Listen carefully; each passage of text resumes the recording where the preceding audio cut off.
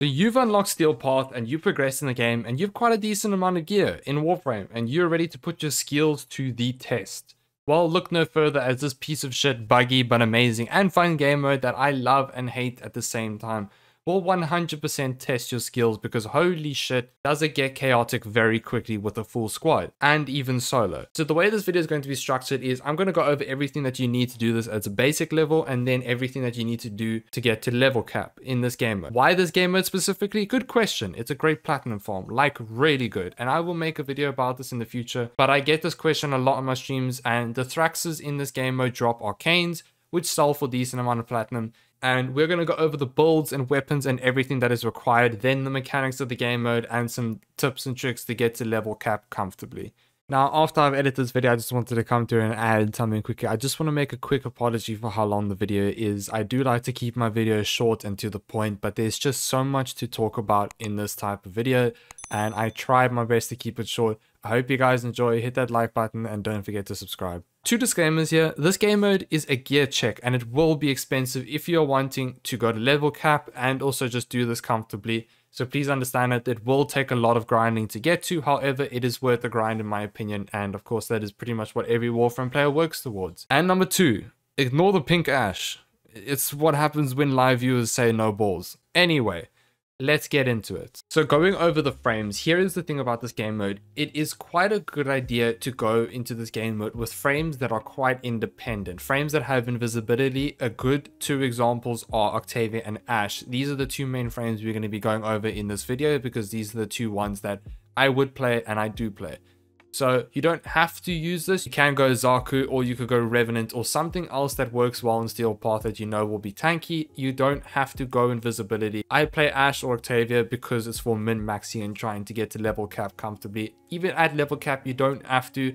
If you're comfortable and you're good at this game, you don't need to do that. Just want to make that disclaimer here. So I'm just going to go over these two frames, Ash and Octavia. The Ash build that we're going to go over is quite expensive. Like I said, in this game, this is quite an expensive gear check in general if you want to do this at level cap. So yeah, it is what it is. However, don't be alarmed. I will show you something that's a bit cheaper and an alternative. And the reason why we do Ash, because there's pros and cons to doing both Octavia and Ash. So the pros of Ash is that you have Seeking Shuriken. This augment here gives you armor stripping. Now, armor stripping, something you need to understand when you want to do level cap, is a must. You cannot do level cap without armor stripping unless you have some OP ass build, but I don't think it's possible because armor stripping makes level cap a joke.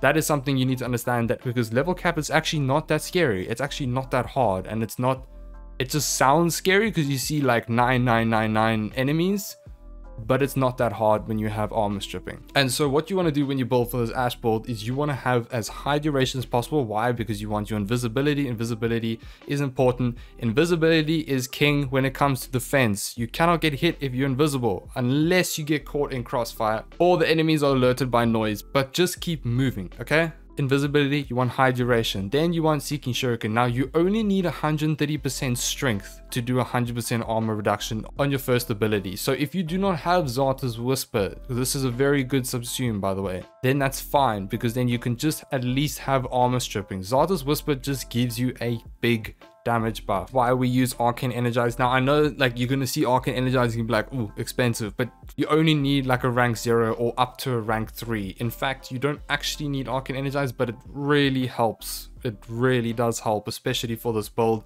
And then you can run Equilibrium as well, because a lot of health orbs drop in this game mode, so you get a lot of energy back from this. So Equilibrium is very important. That's what I have found. Molt Efficiency to get that extra duration, or you could do Molt Augmented to increase the strength to get more damage from Zarta's Whisper. That works well as well. Alright, so then let's go over the mods. So Brief Respite is really important on this one, and fortunately you're gonna have to form the aura, but it's really good on this Ash build, especially for level cap. Prime Continuity Duration, Transient Fortitude to lower duration, just enough strength to increase it, but you don't want to lower too much duration. And also you want to keep your efficiency up as high as possible. That's why we run Transient Fortitude over Blind Rage. Seeking Shuriken, I've already spoken about this. Narrow-minded, more duration. Rolling Guard for your defense. It's important to have Rolling Guard because you can still die from status effects. Equilibrium, like I mentioned earlier. Umbral Intensify for that extra strength. Primed Flow for extra energy. And Handspring. Handspring's pretty important if you're trying to solo, but you don't need to get that extra former. You can actually former Ashe 3 times to do this comfortably when it comes to working with a group. If you're doing it solo, you are gonna struggle because I've tried solo and it's pretty difficult with Ashe. You would need a rank 5 energize for Ashe if you're doing solo level cap, and you would need like prime sure-footed or something. So yeah, an alternative, like I said, you can do molt augmented or molt efficiency. These are the arcanes that you get from this game mode. All the molt ones. These ones here, reconstruct, vigor, augmented, efficiency. This is the Ashe build that I use. You can do this, it's comfortable, it's nice, it's fun. Zartus Whisper is expensive.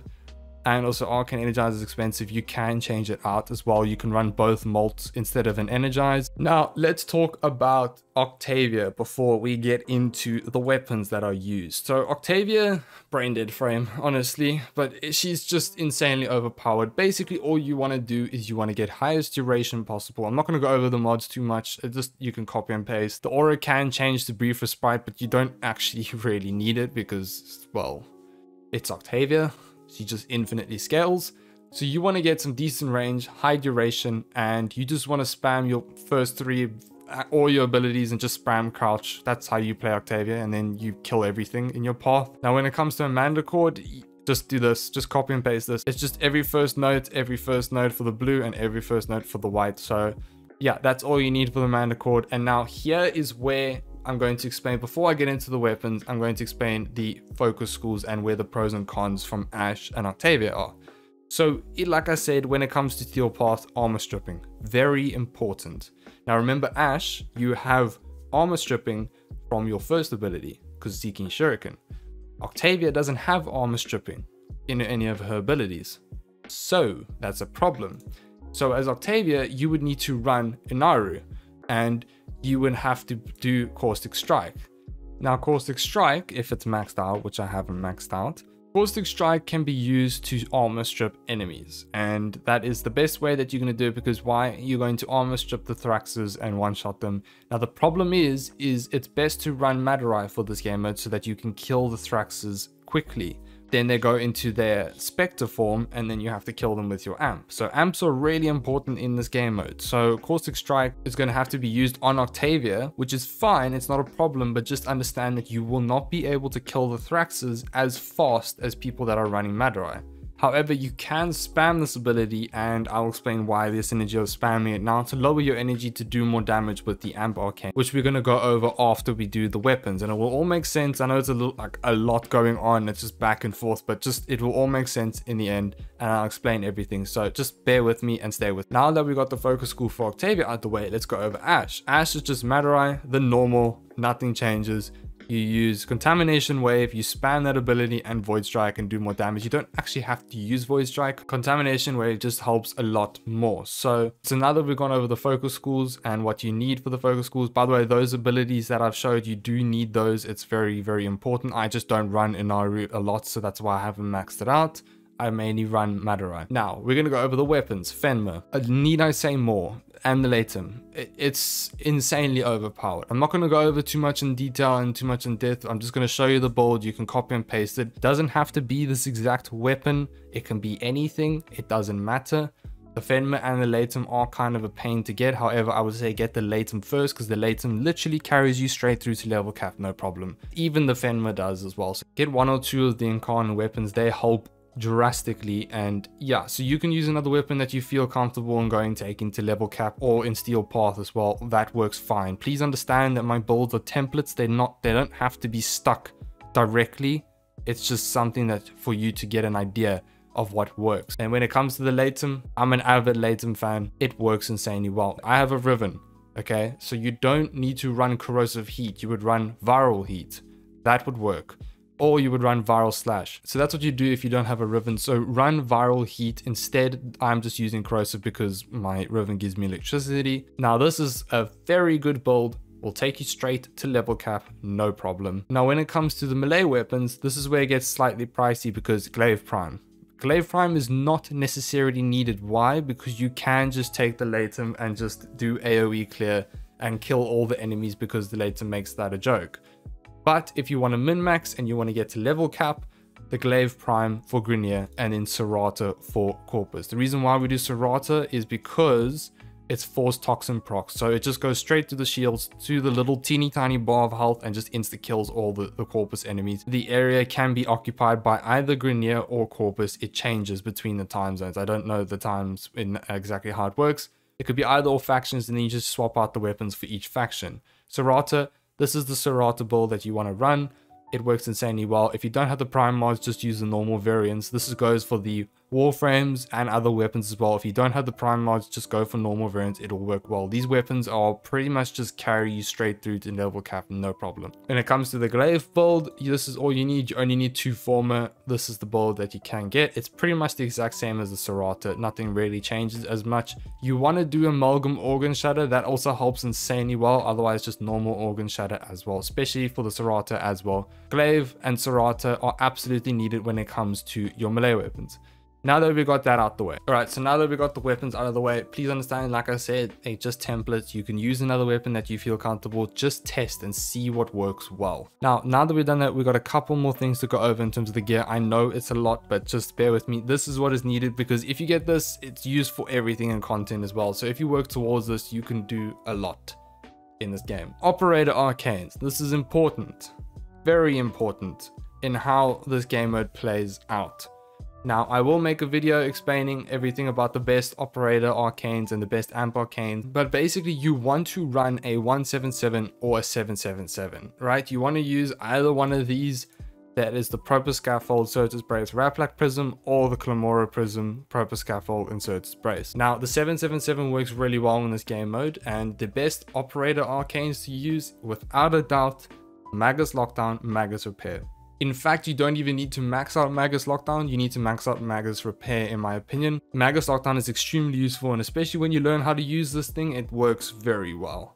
Now, we're going to go over in-game later on why we use Magus Lockdown and things like that, and why it helps. When it comes to the amp arcanes, the first one is Eternal Eradicate. You don't need to have both. It will definitely help, but you can survive on just Eternal Eradicate. I've done it with just one, because remember, you have to get to rank 5 with Zaramon to get yourself the amp arcane, and then you get 2 amp arcane slots. Having both definitely helps, but Eternal Eradicate must be maxed out first. You get this from this game mode, by the way, so if you get this, very good, that's all you need, and then work towards Eternal Onslaught. These two, without a doubt, use these only, in my opinion. Now, remember how I said if you want to do something that's cheaper and just be able to do it, remember, like I said, you don't have to use Ash, because Ash is quite expensive, so you can use Octavia like I mentioned earlier, or if you have Zaku or Revenant, or even anything for that matter, you can, if you are comfortable with going into Steelpath with that frame, that works fine. I am talking on a basis of mainly going to Steelpath and min-maxing. A lot of this gear is something that you have to work really hard and grind for long to get, but that's fine. So basically, like I said, just Latem. Just literally get yourself a Latem and it will carry you. That's the only thing you need. Build yourself the Latem and you will be able to do this mission comfortably with any frame that has some level of survivability and armor stripping. Remember, the main important thing is some way of armor stripping. So whether that's through Naru, whether that's through Ashes first, if you have Ash, you don't need Glaive Prime, you don't need a full-on primed build, you don't need anything like that. You can just use any weapon and just the Latem. The Latem will carry you fine. I want to emphasize that, because so that you don't be like, oh, this is way too difficult to get. The Latem is not that hard to grind for. Alright, so when it comes to the evolutions for both of them, you want to go for the Latem. You want to go this one, then Evolution 2, Rapid Wrath, Lethal Rearmament, Kaput Mortum, and then you want to go Devouring Attrition. Devouring Attrition is the main deal breaker here. It's what makes the Latem so insanely strong. The same thing with the Fenrir. Fire Rate, Headshot Kill chance, 20% chance to instant reload, Status chance, Midas critical chance, and then same thing, Devouring Attrition is what makes it insanely strong. That's what you want to go for these two incarnate weapons. Remember how I said there is different factions that occupy this and it rotates? Here, as you can see, Corpus is now there at the moment. So I have some solo gameplay that I ran earlier on, and I will talk over it and explain the mechanics and some tips and tricks on how to survive and how to utilize everything, this whole information dump that I just thrown on you guys. Alright, so I have hopped in game here just to show you some live gameplay and explain the process as I go along. So basically how Void Cascade works is there's these exolizers, these little bubbles here, right? What you have to do is as you approach this bubble, you see it'll pop you out into your operator, and you have to kill these little like void portals. I'm staying invisible so these guys don't kill me because of Steelpath. But a little tip and trick, if you want to get these down quickly, if you're using Madurai, use your second contamination wave, and as you see there, it kills them. Now when you do that, or you could just shoot them with your amp. Now when you do that, you see the void manifestation comes up and you have to shoot it. I'm using the 777, I thought I was using the 177. He pops up. Now what you do is you go back into your Warframe, not operator, sorry. You see I'm invisible now. I pop my Zarta's Whisper, he's alive. If you're using Ash, right, you will armor ship with your first ability. So there, I threw one, and I take the Fenrir, and I'll shoot, and Fenrir not as strong as Latem. So as you see there, he's hopped out into this form.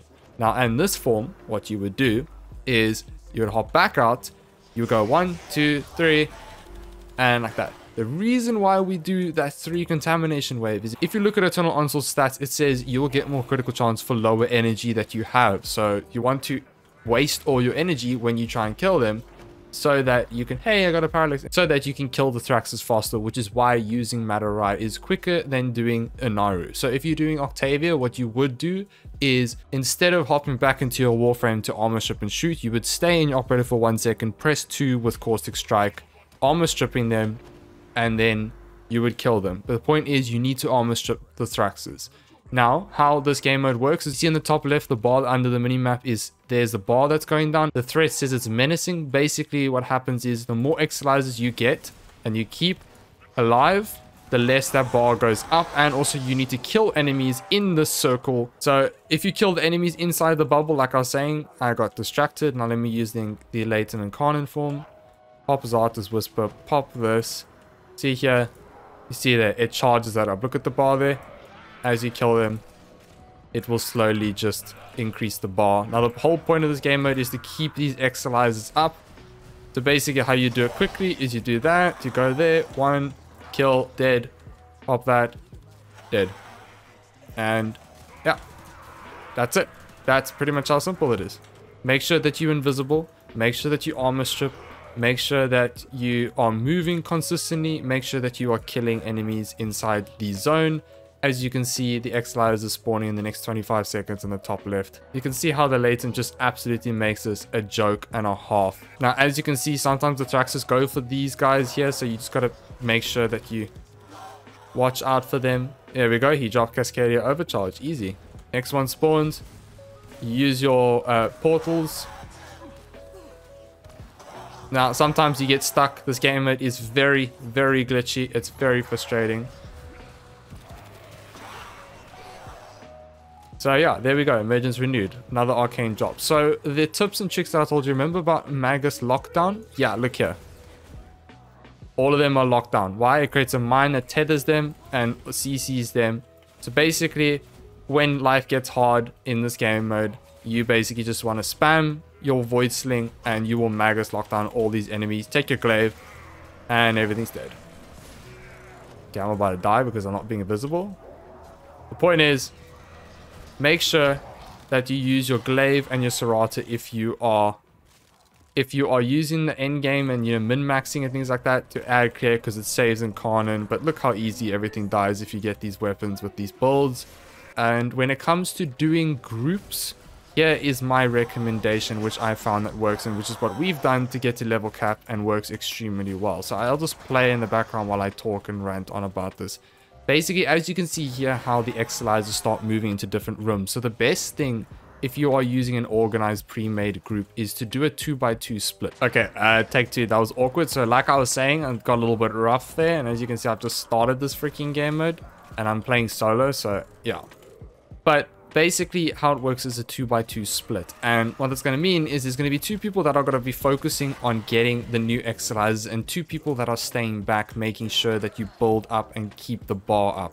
That is the best and most efficient way of doing this as a group that's pre-made, even in public. So if there's a lot of people that watch this video and change the way that people play, or you could play it how you want to. Honestly, this is just a suggestion in being efficient and what's works for us quite well when it comes to level cap and being comfortable in level cap. Now, as you can see here, Arcane Energize is being put to work because, like I said, it really helps, and the equilibrium for the Ash build works insanely well. When it comes to Octavia, you will know how to play Octavia. I don't really play her that much, but yeah, she's strong and brain dead. So yeah, guys, this is all that I can say when it comes to the tips and tricks and how to do this efficiently. And so yeah, guys, so that is all for this video, and I know this video went on for really long and I do apologize, but honestly there was just so much to talk about. I just couldn't, you know, keep it under like 10 minutes or something like that, which I preferred to do. But yeah, this video is just, it's long and I have to talk about so much because there's just so much to go over. So I hope you guys enjoy, and let me know in the comments below if you guys have any suggestions for any content you want me to do, any video ideas. Please let me know in the comments below. I'd really appreciate that. Thank you so much for watching. Don't forget to hit that like button. And yeah, I love you guys, and I'll see you all in the next one.